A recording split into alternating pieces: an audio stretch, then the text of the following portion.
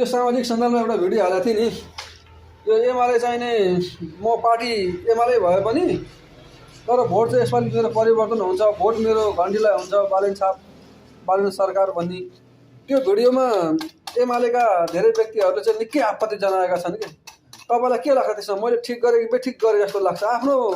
आफ्नो विचार राख्न पाइन्छ कि पाइँदैन? पाइन्छ नि, होइन?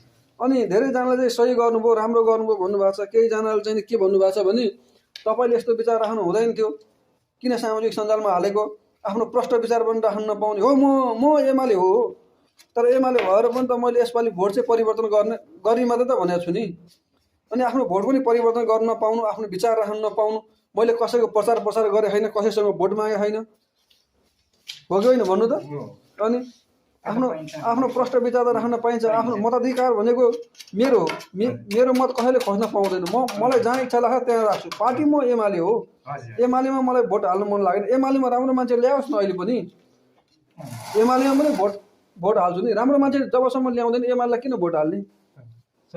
होइन, जिल्लामा के राम्रा मान्छे छैन सिन्धुली जिल्लामा एमाले एउटा उठाउने? मान्छे उठाओस्, हामी भोट हाल्न तयार छौँ। अनि के को आपत्ति व्यक्तिहरूलाई चाहिँ? मैले घन्टीमा भोट हाल्दैमा एमालेका अरू झोलीहरूलाई चाहिँ के को आपत्ति?